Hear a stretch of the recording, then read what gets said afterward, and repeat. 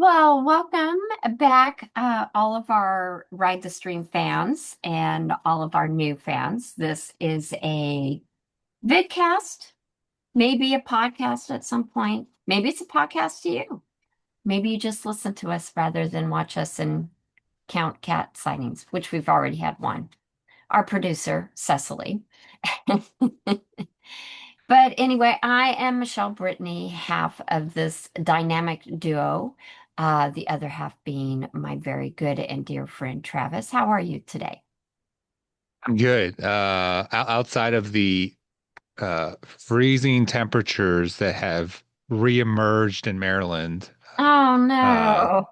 so it was below freezing overnight, and when I took the kids to school this morning, it was 33 degrees. Yikes. So hence the hoodie and gloves if I need them. Um, how are you doing? Well, much warmer. We're 75. Perfect weather. Yep, I think we're headed towards around 93 today. So not too bad.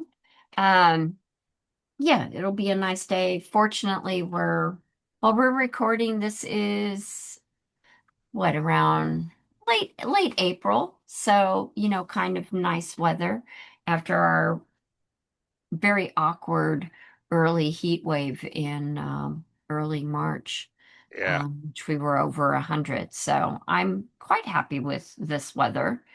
Be happy to keep that for at least another month or so. But well, for all of our fans who've been following along with us, we finished up the first season of Falling Skies and have turned our attention to a new series uh, as in response to our kind of lack of enthusiasm to continue with Falling Skies, except maybe to binge watch and get through the end of it Yeah. on our own time, not involve all of you in our probably weekly criticism of the series. So I have since watched a few more episodes. I think I'm actually either late season two or very early season three, and I know that we would have been having some conversations around the storytelling.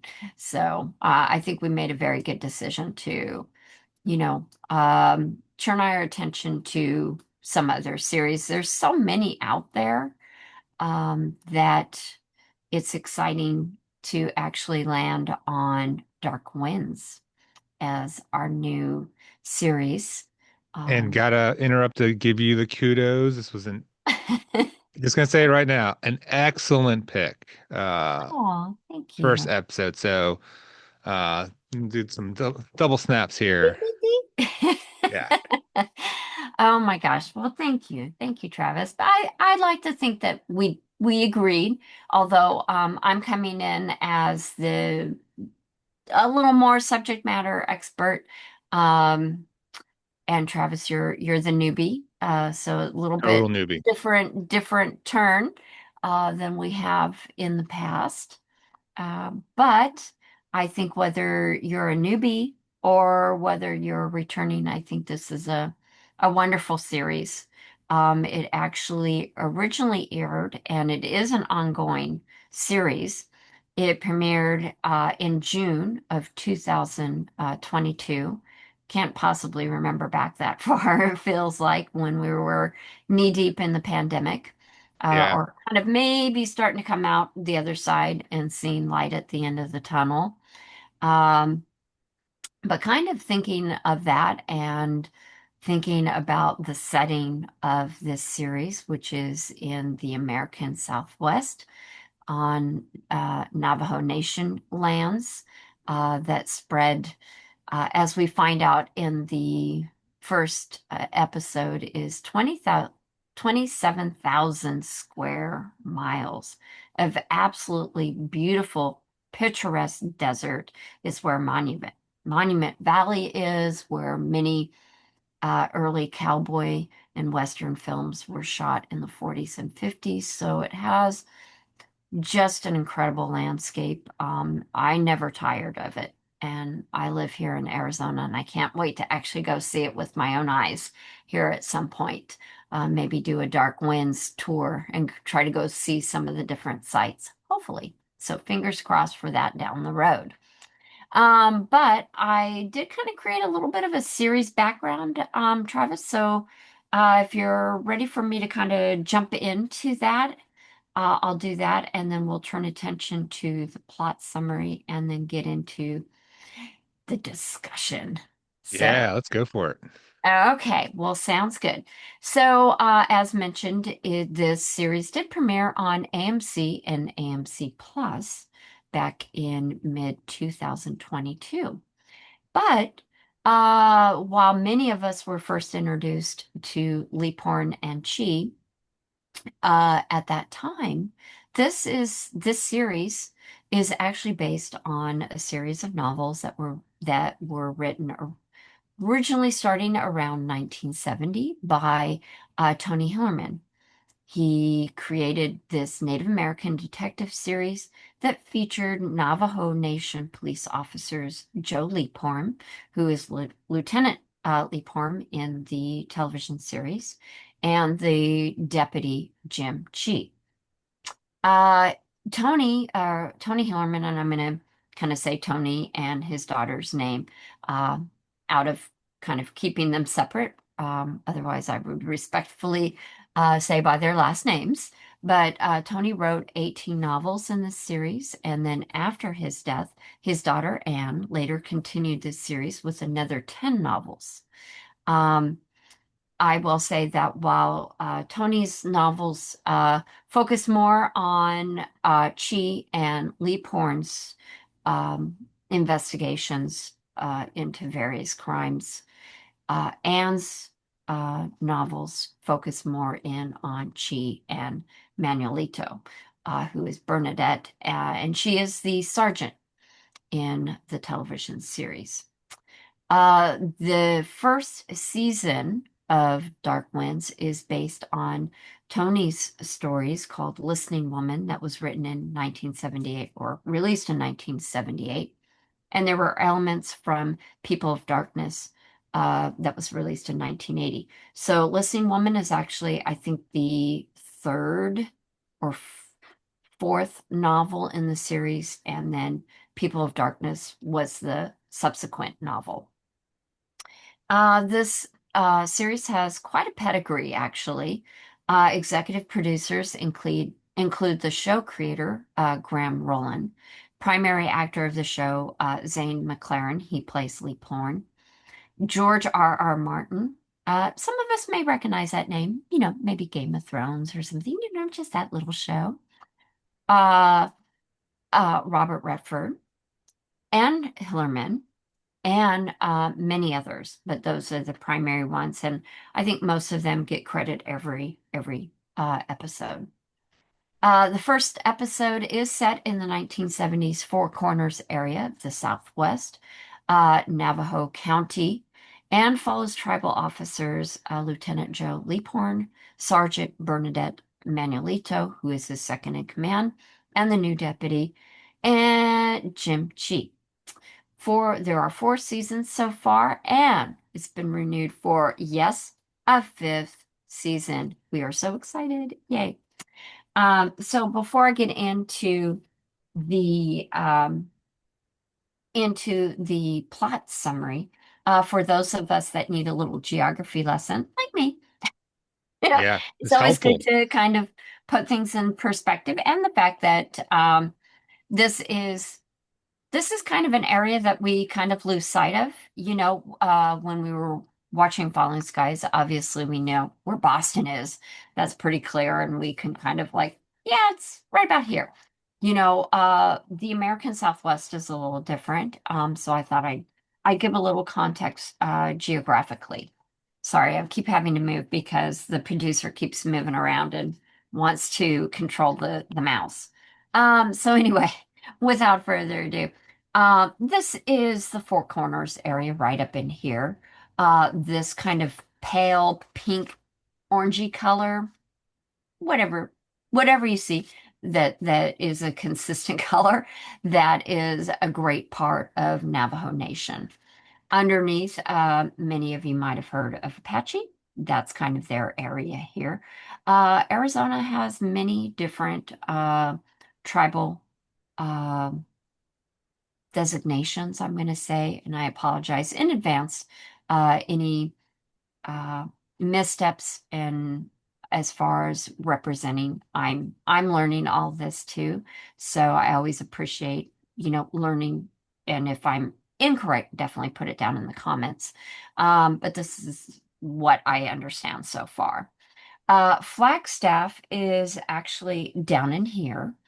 But at one point in the show, um, Manuelito actually mentions to Chi, hey, welcome to Kayenta.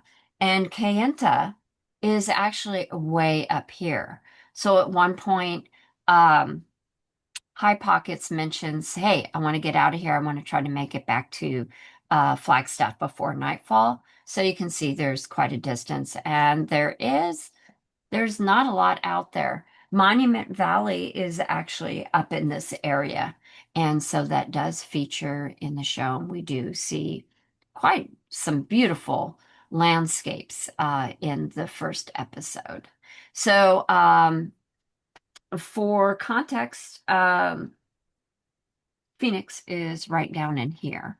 Okay. And so then we've got Flagstaff and then kind of the area where the first episode is kind of focused in on.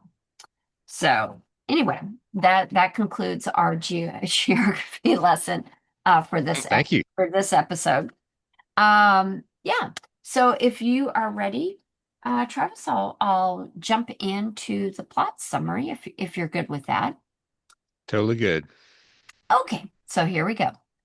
The early 1970s American Southwest is the backdrop for this crime drama slash psychological thriller that explodes onto our small screens. The premiere episode opens with a bank robbery in progress in which the robbers execute the guards of a money transport truck on the streets of Gallup, New Mexico, before successfully escaping on a helicopter. Witnesses see the copter fly into Navajo lands in the northeastern Arizona. Weeks later, an old man seeks out medicinal assistance from Native American grandmother at the Big Rock Hotel. However, instead of getting help from the great spirits, he is later found dead in the hotel room with his eyes and liver missing. A young woman is found in the bathtub, and the cause of her death is unknown. The one witness to the double homicide is the grandmother, who is blind and mute. Enter Lieutenant Leaphorn of the tribal police, who has a personal connection to the young woman, and because the crime is a double murder, the FBI must lead the investigation. Leaphorn and his new deputy, Jim Chi, deliver the crime files to the FBI men, known as affectionately or not so affectionately, High Pockets and Low Pockets. Could there be a connection between the bank heist and the murders? The lead FBI agent, High Pockets, believes so and shares as much with Leaphorn. Throughout the episode, we are introduced to a cast of characters that includes Sergeant Bernadette Manuelito, Leaphorn's second in command. We also meet Leaphorn's wife, who is a nurse at the local clinic, a young teenage pregnant girl named Sally, Father Benjamin So, and many others. The episode permeates with tension between the tribal officers and the FBI, as well as tension amongst the Native American peoples. This makes for interesting and insightful exchanges, and particularly for Chi, who we learn at the end of the episode is really an undercover FBI agent. He is strongly reminded by High Pockets that he is Chi's boss, not Leaphorn. All right, Travis. So As a good. newbie, I want to hear what's your initial thoughts? We talked briefly offline about this. I was so engaged in the episode. I didn't, I was telling you, I couldn't keep track. I didn't write down the characters' names. Um, didn't take too many notes.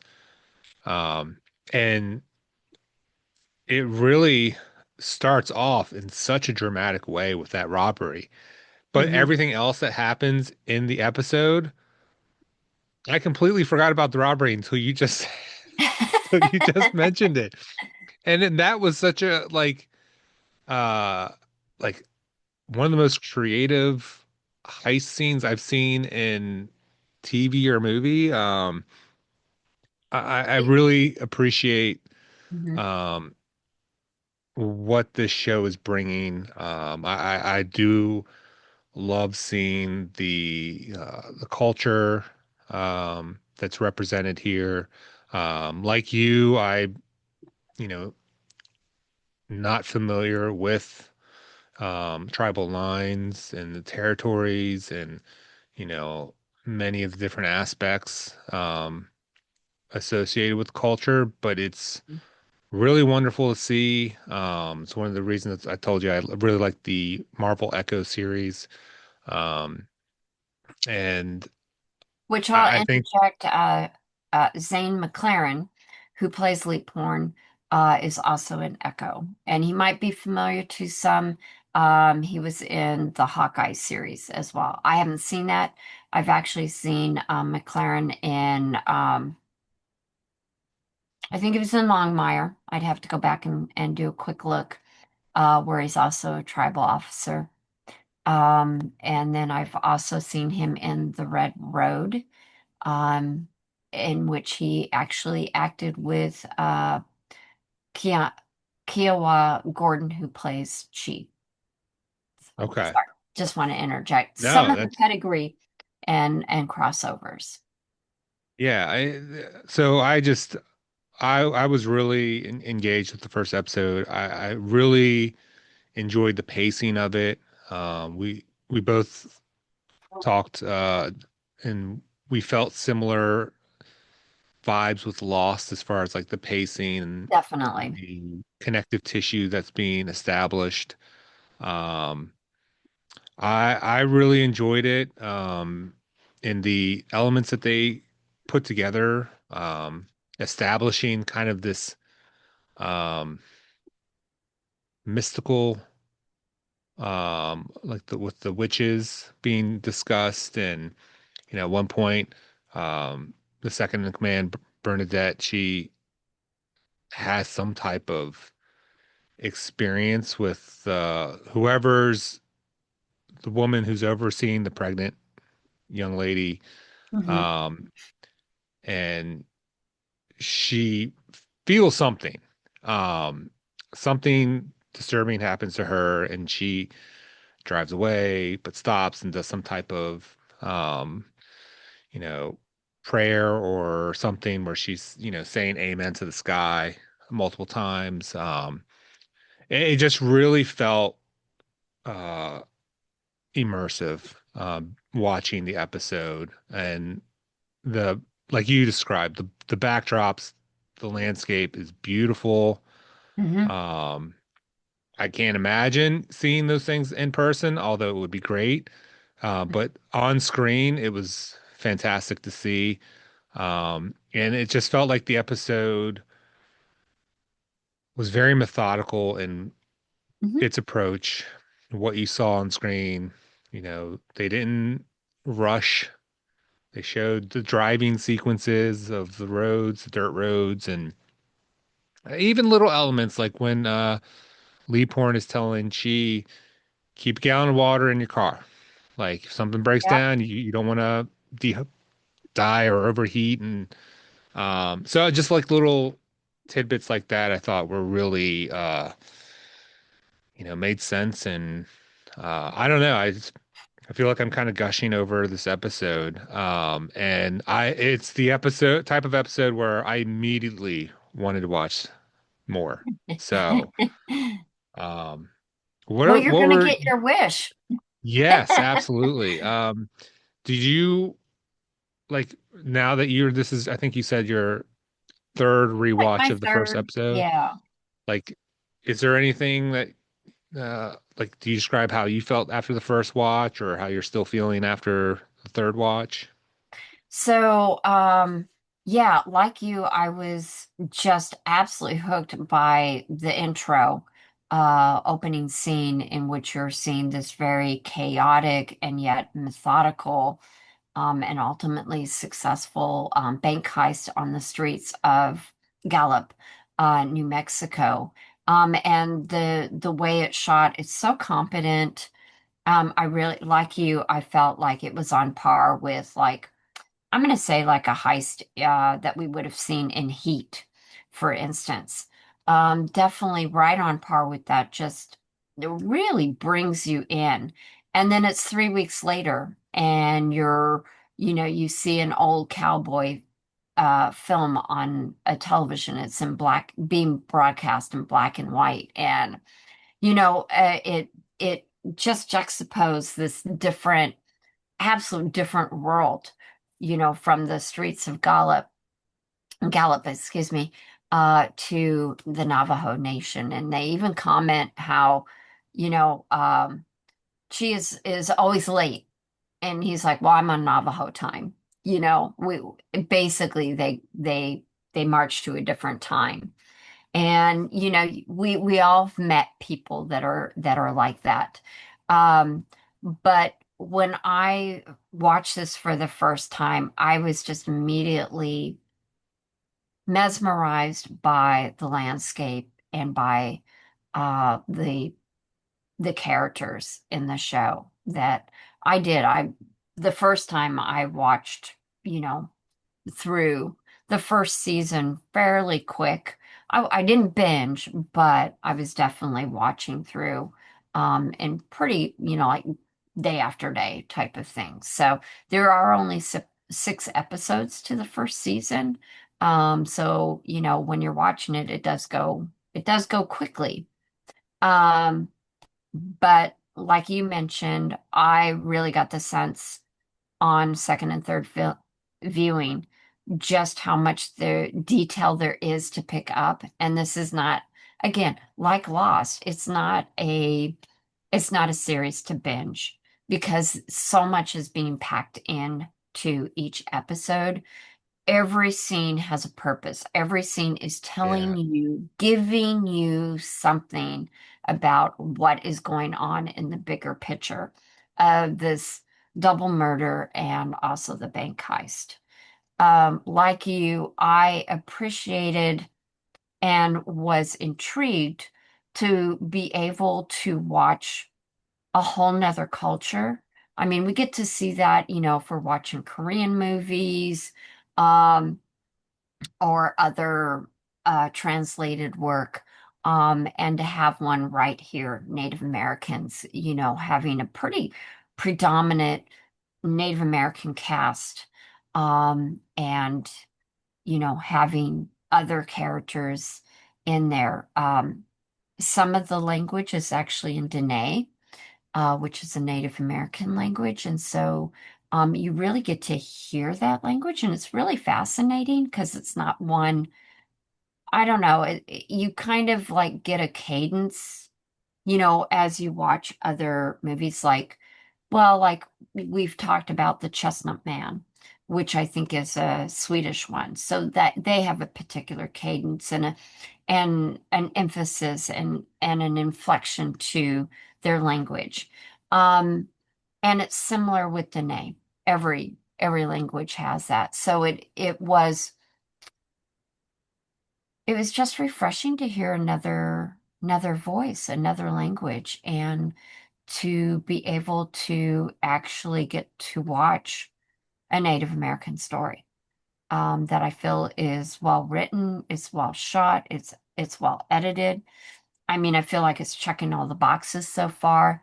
Um, and kind of definitely has that Lost kind of feel to it in the kind of stellar production that we Yeah. have in Lost, behind the scenes, and then also all the acting that we're seeing that just seems flawless. It just really comes together. I feel like I'm, you know, got my own little POV and I'm watching this life unfold in these different characters, and it really it's immersive. Um, I do want to bring up because I don't want to forget, and in case we don't get another chance to talk about it, um, the music for the credits, absolutely amazing, amazing. It is on par. I don't know. Did you ever watch Westworld? Did you I watch did the series not. West? Okay. No. I honestly thought that the composer for Westworld is the one that did the music for Dark Winds. It isn't, but it has that same kind of haunting spirit. It's just incredible. I was talking with a coworker yesterday, and she mentioned about that she always fast forwards through the opening credits and things like that. That does, you know, oh yes, here's your stars of the show. And we got on to Dark Winds, and I said, yeah, I will do that with other shows, but I said I never do that with Dark Winds because the music is just, oh, I do not tire from listening to that music, and it's too short. I'm gonna have to see if Yeah. I can find it elsewhere. But it is just, it's haunting, it's beautiful, um, it's enchanting. It It's mesmerizing. It's so many things, and I just absolutely love it. I never fast forward through the credits when I get to hear that music. It's mm, chef's kiss, and I Yeah. don't say that about a lot of things. But whoops, well, that was a cat dish. Hopefully, it didn't break. Anyway, yeah. So anyway, I wanted to bring up the music because I think that that's even a character to the show. It it really sets a stage, and kind of brings you in and then deposits you out into the Navajo Nation lands. Just Yeah. Yeah, and I will say that like along with the music, like there are so many different feelings that are presented in this episode. There's the dramatic, intense heist. hmm There's the uh antagonism between Lee Porn and the family of I don't know if she's a teenager, Anna character, and yeah, I but think there's she's 18. clearly Yeah. okay. There's clearly some, hard feelings hmm towards Lee Porn. Um, he's called a traitor. You have the, high pockets, low pockets being pricks. Um, and just the and Lee Porn has his own mourning, dealing with the young girl, but he's also, you know, has a picture, um, which isn't, uh, they don't establish what the picture represents. I, kind of wonder what it could hmm mean, but, he's clearly upset at one moment. And then you have the feelings of, anxiety when they do a welfare check on the pregnant woman and, you hmm know, the other woman there who being approaches Bernadette and gives her that weird feeling while hmm Chi's going around back and there's a guy hidden in the shed and it's like, oh my gosh, is Chi gonna get shot? So there's just a wide Yeah. range of things that um but those feelings are kind of like they happen and then you have a little transition with the scenery and Yep. um so it doesn't feel like it's constantly ramping up. It just feels like, there are these isolated moments that you kind of have to kind of ponder through all of the meaning and I really dig this episode. And I'm trying to think of the last show that I mean, I'm sure there are shows where the first episode has sucked me in, but Hmm. I'm so ready to continue engaging with the series that it's like it's hard for me to think of anything else.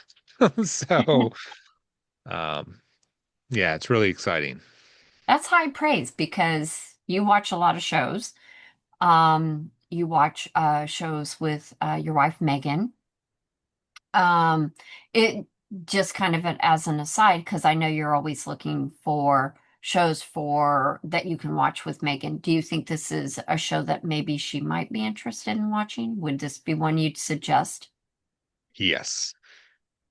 Murder mystery stuff is kind of, up our alley. And I do think that this would be up her alley. Yeah.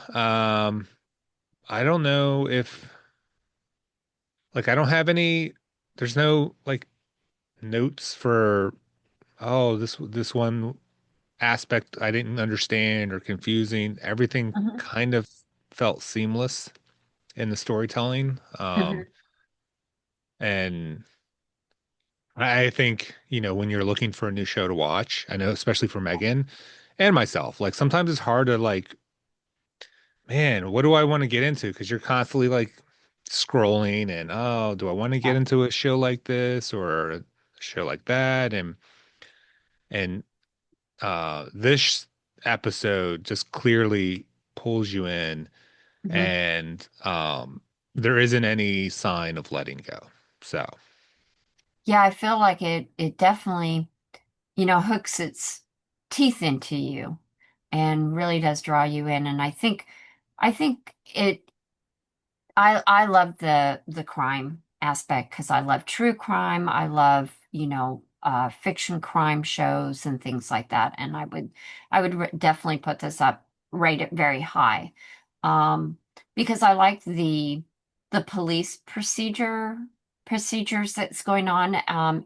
And because it is a period piece, it's interesting to see how the Leaphorn and others, their morgue is actually in the back of a gift shop slash art gallery or something. It's in an ice box, type of a walk-in ice box, and that's the yeah, morgue.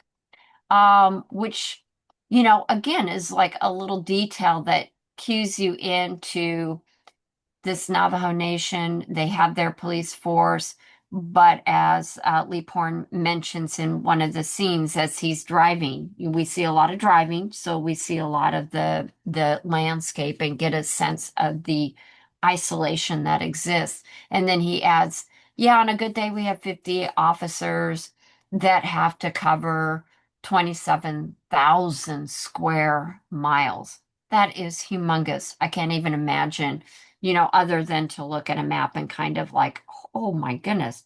And, yeah, when you look at this map, it's not like it's riddled with roads. A lot of that is going to be off-roading, to get around. Um, so, Lee Porn saying carry at least a gallon of water, carry a carton of cigarettes, even if you don't smoke. People are more apt to talk to you than in an interrogation room if you hand them out a pack of cigarettes. Just kind of giving them the lay of the land from a practical standpoint, and then from a more spiritual standpoint, because, they also have um, you know, a, a a spiritual background as well. So that we get from Manuelito, who has that very weird and kind of scary moment with who is, I guess, supposed to be Sally's mom, Sally being the pregnant teenager. Um, and she is one scary woman.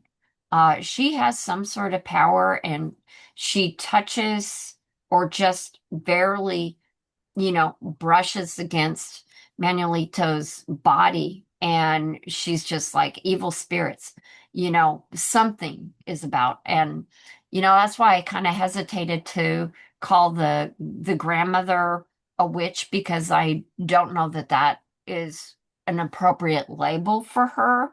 Yeah.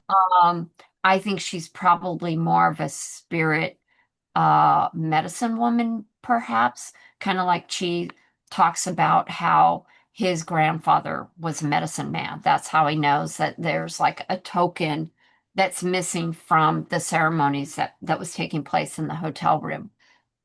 Um, so, we get to see that side, and like Manuelito tells Chi, "Do you have a medicine bag?" No, then you better carry one. And we see why. Because, she tells him your medicine bag might be more important and more life-saving than your 38 strapped to your hip. Yeah. And that's really scary, to think that you can't fight conventionally, in a conventional sense, that you do have to rely on tradition as well as your modern techniques. And I kind of like that about Chi, represents one kind of that kind of straddling those different facets of life, because he is a college graduate. He went to Berkeley, which is, he also avoided the draft as a way, and he said, yeah, it wasn't cheap, to not go to Vietnam, because this, again, is in the early 70s when we still had our young men going off to war. Lee Porn also went to college. He went to Arizona State University, and of course, she says, well, if you can call that a, college. Yeah. So we do get some humor. And I like those kind of scenes because, like Lost, they kind of fill those in between moments of the tension that's happening, the unraveling of various facts of the mystery going on. But it's also telling us a lot more stuff. Yeah. It's giving us a lot more to digest. These are not, this is not an easy episode. You can't just binge watch it and figure that you got it all. This really does need to be, you need to slow down. You Let it need to marinate. enjoy, yeah, you need to enjoy it, kind of relish it, ponder it, and probably rewatch it. I know this, like I said, it's been my third watch, and I'm still picking up new things that I didn't pick up in the first two viewings. So I'm really excited. We're going to take a quick break. We're going to be back. We're going to talk about a few more scenes, maybe something that was our favorite, as well as our favorite character or characters. So stick with us. We'll be right back. Hey everyone, it's Travis with Red Stream. Just want to say thank you for watching this video, and just here to promote our channel. And want to ask one thing: if you can like, comment, or subscribe, one of those things, that would be amazing. That's all I have, and we'll get back to the conversation. Well, we are back. I thank you so much for coming back with us on our discussion of the first episode of from the series Dark Winds. I actually never even said the name of the episode. It's called Monster Slayer. So something to ponder. I know I took several pages of notes. Yeah, I'm an overachiever on the note taking this time. But there's a you lot had going on. I could not believe it. I was like, yeah, I'm like back in lost territory here. Um, but you had mentioned in our first part that you didn't take that many notes. And you were like, oh, I don't really know names and stuff. And I will point out that, like you, I did notice on my repeat viewing that not a lot of the names are mentioned. And I don't know if part of that is one, to give importance to the people that you do find out the names of, or two, maybe it's more of a don't worry about the names right now. Those will become important later. Right now, it's more important that you see the interaction of the characters. And, maybe that's something we explore in our next discussion. But since you had fewer notes and I could go on for days gushing about this, um, I thought I'd turn to you and ask you, were there any scenes that stood out for you? And if so, what are they and why? Um, so there were about three scenes that really stood out to me. Um, the most shocking one is the scene with the pregnant woman in the clinic, Mm-hmm. and the doctor is treating her or making sure everything's okay, and Leaphorn's wife is there translating. And the doctor's like, yeah, you don't want to have an at-home birth because it's not very clean. And the nurse translates, don't have your baby here because he'll make it so you can't have kids again. And I was just floored because that is such an awful reality and makes me wonder, oh my God, you know, have we seen that before in real life? Like, Mm-hmm. and that is just criminal and despicable. And I was just so uh gobsmacked. Like I don't even know how to describe it. Like, um, yeah. I mean, what were your, did you, how did that That was scene definitely impact one of you? my scenes too, because um, you're in this clean environment. Again, remember this is the early 1970s. It's a white doctor. He's in his 30s, maybe early 40s.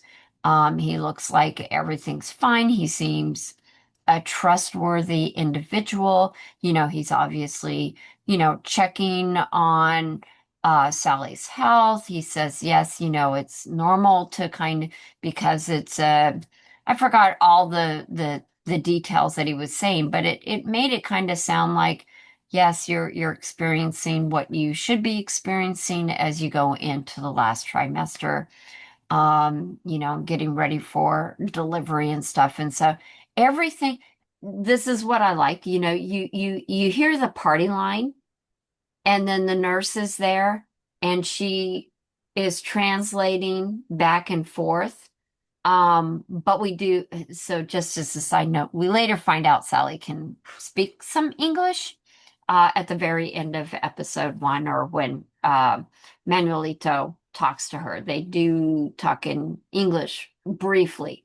So she does know a little bit of English, but definitely there is a facade going on that we don't, the depth of it we don't know until later.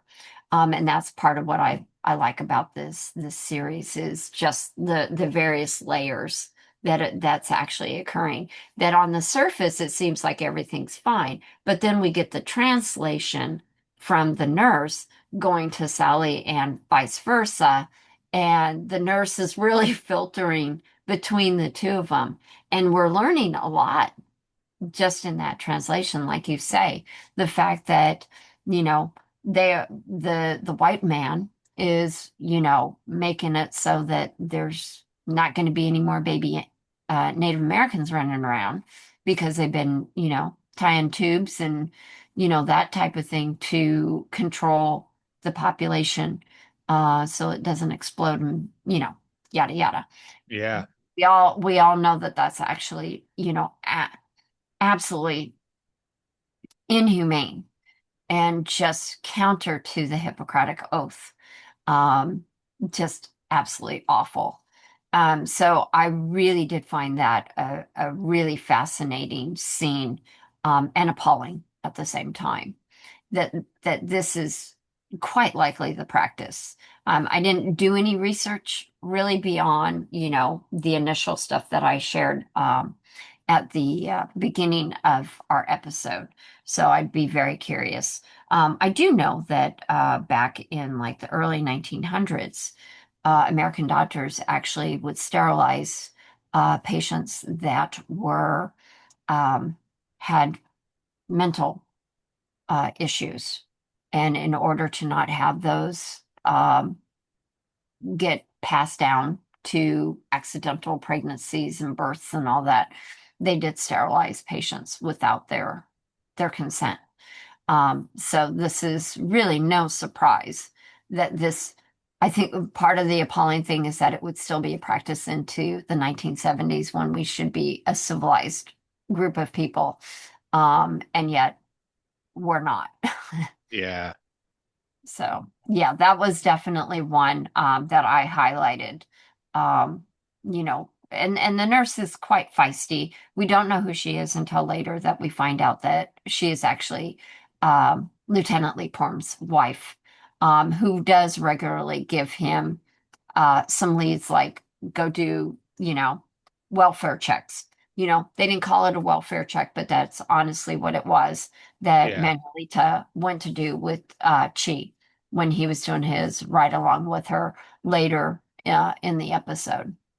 Yeah, because she had like bruising or Yes. around her wrists, which made it seem Yeah. like she was Both wrists. bound.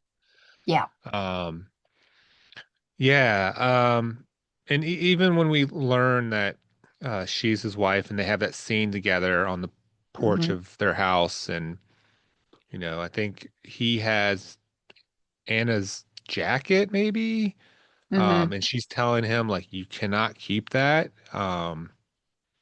It almost made it sound like it was um like a curse to keep it, or there was some type of in notion that something bad could happen if you keep it. Hmm. Um, and and they're just again, we talk about connective tissue a lot, and I think the other two scenes that really stood out to me, they kind of connect with the shocking scene of the doctor on like the perception of white people caring about the Navajo Nation, and the scene when Leaphorn goes to the family, and I'm assuming it's the father, and he's trying to say, "Hey, can we talk in private?" Yeah. And the father's, telling Leaphorn like why why are you here? You have no business being here. He accuses him. He thinks that he's arrested Anna, Yeah. and he finally tells him that, she's died, and he calls him a traitor, and they ask if he's going to investigate, and he says, well, the FBI has to take the lead. And Yeah. I'm assuming the mother says, well, when does the FBI care about a dead Indian? Hmm. Um, and, that kind of goes back to the attitude of the doctor who's Hmm. creating this malpractice. And then there's another scene where the other one that I think of is possibly my favorite one, just because it shows the difference between Lee Porn and Pie Pockets when Lee Porn just or Pie Pockets just wants to figure out what happened with the burglary or Yeah. the heist, and he doesn't really care about being in Navajo Nation. He doesn't want to be there. It's almost like it's beneath him, or uh, and he's asking Lee Porn, do what I ask, scratch my back, I scratch yours. Yeah. And, Lee Porn says, how about you treat the murder victims as if they're white, and I'll treat the heist as if they are from Navajo, and we'll see who does their job quicker. Yeah. And I thought that was, again, those three scenes, just kind of like the opinion of how the Navajos are treated, um, and, kind of a, you know, awful reality of American history, Hmm. and how so many cultures have been like reduced or silenced and just see that attitude kind of play out in these sequences. And I just think it's done really well. It's awful to see those mindsets and attitudes, and but I do think it's important to kind of understand more about Hmm. uh, the history of this country. And I know we're talking about a fictional show, but I do think in fiction there are always truths Hmm. um, to uncover. So yeah, those other two scenes. So those are the three scenes that really stood out to me. And yeah, um, I'm kind of rambling right now. So any thoughts on those other scenes, or were there anything else others that you wanted to I really pinpoint? like those scenes. I like some of the establishing themes with Chi that really shows that he really is straddling two worlds. So I really like the scenes that you picked, and I would say that those are amongst my favorites as well because they definitely um, highlight and are very revealing and insightful about the more general attitudes between whites and Native Americans, how they're perceived, and the fact that they're struggling to have respect and value, and how so often they are, quickly blamed, and devalued, and have no currency socially, politically, economically. So, some of I'll just bring up a couple of the others that I really thought were great, and really kind of show Chi, because we get a lot of Lee porn in this first episode, but the other half of the crime duo that is prevalent through the book series is Chi. And Chi, even though he grew up in the area, he's been gone for almost a decade. And, he really has, I'm going to Americanize or whiteified, because he comes driving in a muscle car that must have cost him, some money. He's definitely proud of it. It's clean. He's got rock music playing. They don't do any period music that I could tell, but they make it sound like it's something that you would have heard on the radio. And definitely the song that they do, I was like, oh yes, I would recognize that being this other song, which I can't think of right now. Um, but you see Cheese, he's in his muscle car and he's got his, white music going, and he just blows by, Native Americans that have an old truck. They're broken down by the side of the road. They need water, because their radiator is broken. It is what I'm kind of gathering from the scene. Yeah. And Che just doesn't even look at it. Yeah, they're And in trying to fact, wave them down and yeah, he just blows by them, and he even like gets a little bit of a smirk on his face, like I'm better than you type of thing. But I feel like he quickly, realizes that he really has been gone for quite a while, and yet at the same time things come back to him and he makes good catches. Like Lee Porn says, hey, that's a really good catch about the token being missing from the ritual blanket. um, because he's also trying to straddle these various cultures, and where does he fit in? He doesn't have any family. In addition, he's been educated, which sets him apart from a lot of the other Native Americans on the reservation. And Lee Porn even says that, Native Americans would kill to be able to go to college. And here's Lee Porn or Chi, and he has gone not only to college, he's gone to Berkeley. And then we find out that he is a special agent for the FBI. And if he, does as High Pocket dictates, he could have his career set.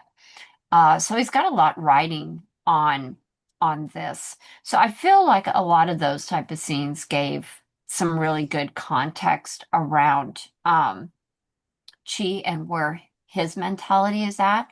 Um, I love how Manuelito really kind of puts him in his place. Like, she meets him like, who the hell are you? And then she looks at him like, nice suit. And it's not in a good way, because she then says, well, you look like Pat Boone. And she then says, well, you know, hey, Pat, you got a uniform? Yeah, it's in my car. Well, go get it. You know, Yeah. she's definitely putting him in his place, and, he can't say, well, I'm Special Agent FBI. I have all this clout, because he's undercover.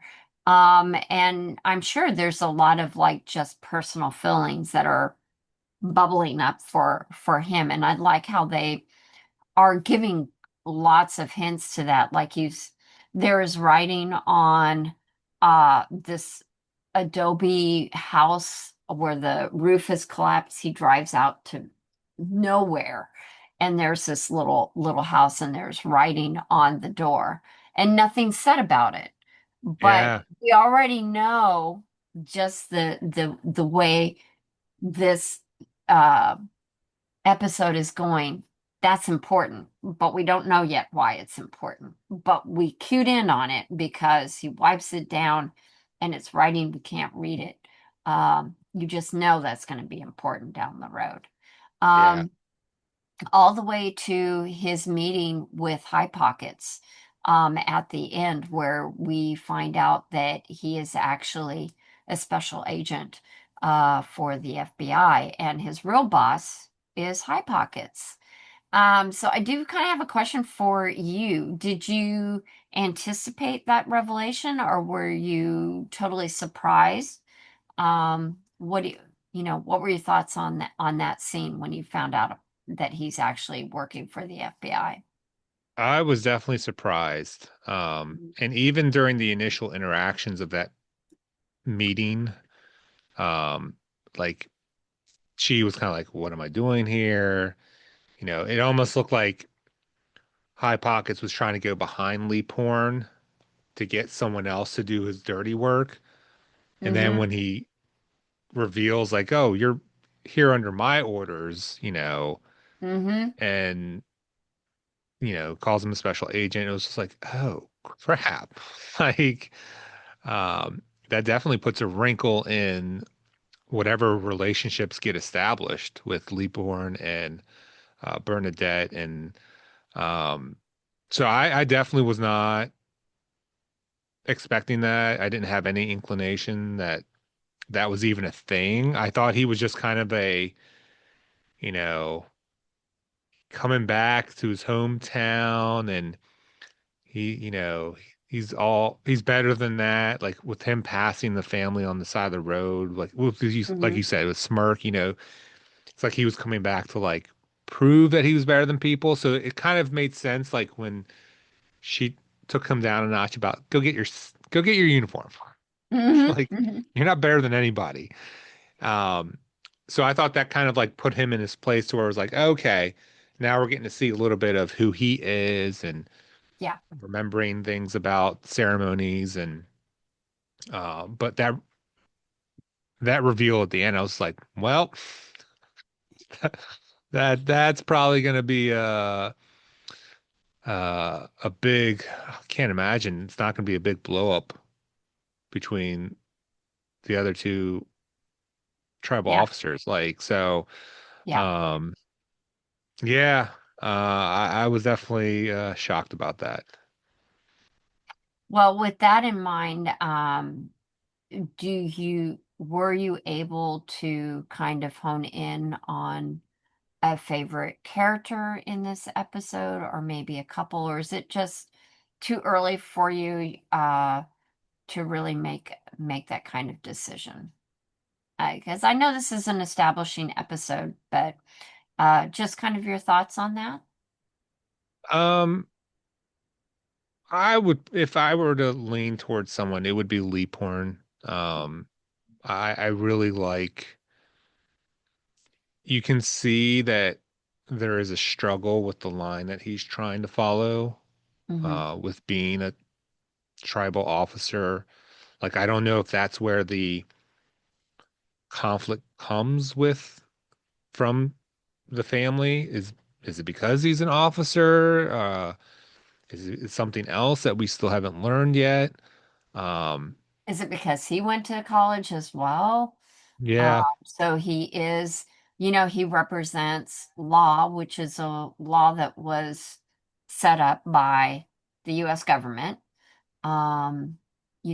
or maybe the Navajo Nation. I'm not exactly sure. No, that's something I'm going to have to do more research because I don't know how the tribal office was set up. But I'm making an assumption that based on the fact that, he does represent the law, he does interact with the FBI, he's also limited to how much he can do because he has only got so much power you yeah, know.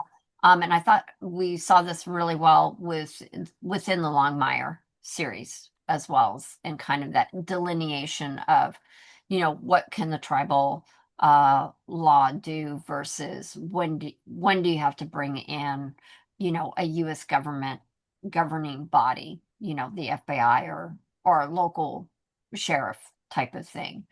Um, yeah, so, who knows? Or if it's even deeper and they were, good friends or something and something tore them apart. I don't know. So, yeah, yeah. And the realization, like when he tells them that Anna's dead, and the mhm, father, I'm assuming the father says, though, now they're both dead, or he says something along those lines. And it's like, yeah, so there's definitely some unraveling that the viewer is not privy to yet. Um, and just seeing him kind of um, navigate that life. Um, yeah.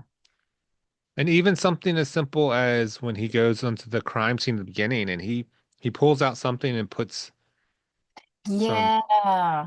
I don't know if it's ash or what it is, but there's something I assume is relative to his culture. Mhm. Um, Well, but and yeah. Bernadette even comments later that in the medicine bag that she should have juniper ash and corn pollen. So I was thinking that, maybe that's like a protection, that what you're seeing is you're protected by the ash, and that you're an observer, perhaps, and you're not a threat to the spirits. I'm not Mm, exactly sure. okay. Or as a protection from evil spirits. I don't know. It's so fascinating, and it's something that I like because this is not a culture, and not a spiritual uh, religion, I'm going to say, that I'm that familiar with. So I'm very anxious to, you know, learn more about it as we watch the series and then the research done outside of our watching, obviously. So, Yeah. Was there any characters for you that you thought were stood out, or was it kind of just a general like, we're laying the groundworks and kind of just establishing right now? um, I loved all the characters for different reasons, but Lee Porn, I really feel this was his episode. I just really like how much we got to see his character and be privy to the various facets of him. I feel like, well, we'll learn more about Chi. We got a bit about him, but I really feel like we really saw his we saw Lee Porn's strength, but we also saw him at a very fragile moment where he's crying and he's tearing up as he's looking at the photo of Anna and the boy, the teenage boy with her. I won't spoil it. I already know all that. So, but we do get to see a lot of facets to him and what he's himself is straddling. There's a soft and kind side to him. I mean, he tells his wife that he loves him and puts his hand out to her. That is just absolutely so subtle, fragile, um, and yet a comforting romanticism. There's a comfort there that Yeah. they've obviously been together. They've been through a lot together. And I like those quiet scenes. And I love Lee Porn as a character. I just think it's fun to watch. And I anxious to hear more about High Pocket Name and Low Pocket Name. Because just thinking to Low Pockets and the way he reacts in the gift shop, and he's very derogatory. Like Yeah. he's the mouthpiece, overtly about how he feels this is the Native American art and artifacts and things like that is all crap, you know. Oh, and I just remembered a scene and that we did talk about is that we do see Lee Porn. He's got a biker guy at gunpoint, and the biker's, digging. I don't know Oh, if you right. remember that. And it's because the biker had taken Native American artifacts, and he's telling him to put it back in the ground. Is that all of it? Okay, put it. If I ever catch you again, you're making a bigger hole, which is really kind of like that's past the line of law, you know. Yeah. So he's obviously not afraid to perhaps cross a line if he needs to. But he's also very respectful of law, and he's trying to do everything within the law. Um, so he is a very ethical and moral person at the same time. So he is an enigma in a way. And I really enjoyed watching some of that onion be peeled back and getting to learn facets of Lee Porn. So, like you, I'd have to say that he was my most interesting and favorite character of the episode. Yeah, I definitely agree with how the layers that we've gotten so far from him. Um, because overall it's a fairly like quiet episode in terms of its, you know, the his role, he's a very good listener. Hmm. He's, fairly soft-spoken. Hmm. There isn't a lot of dramatic uh, hooting and hollering outside of the heist scene at the beginning. Hmm. Um, and even the back and forth with high pockets or low pockets, like, there it's just like very offhand comments from them. Derogatory is a good word to describe. Um, and I like that there's like this under the surface, but not under the surface tension because Lee Porn knows what these white FBI agents think of him and everyone Hmm. in and around this nation of the Navajos. And so I just think that there's nothing has to be super overstated or Hmm. loud about their feelings. Like, it's just kind of very, like I think we said earlier, methodical and just, Hmm. um, and I just really like also how Lee Porn just seems very aware.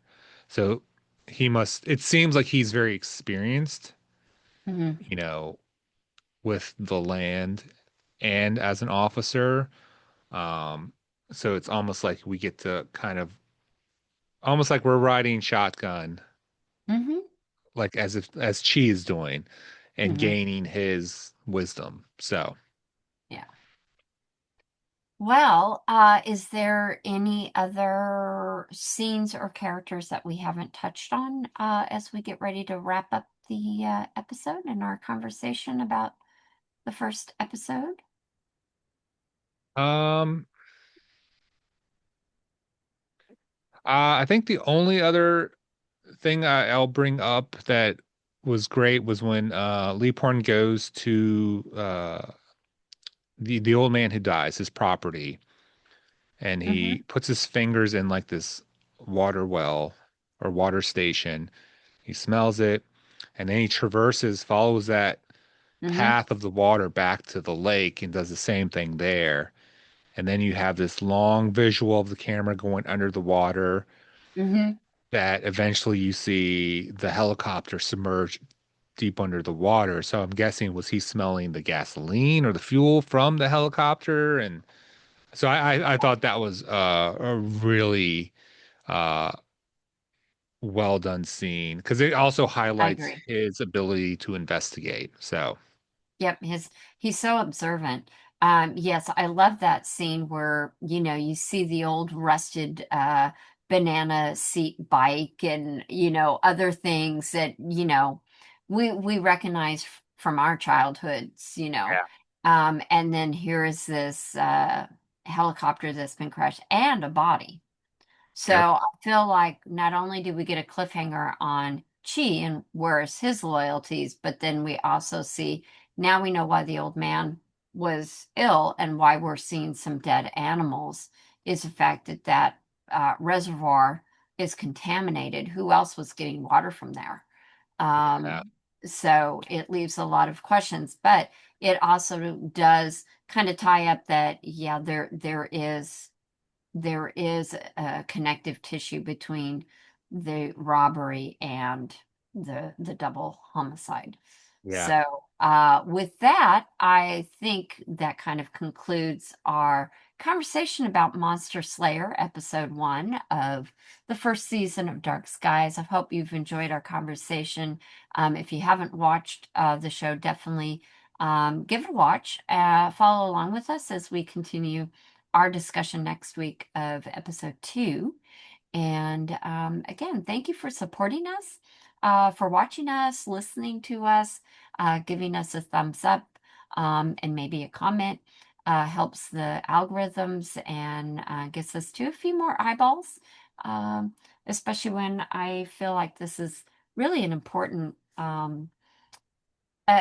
series, and worthy of discussion and watching. So definitely come back. We invite you to come back and join us next week as we talk about episode 2. Until then, ride the stream.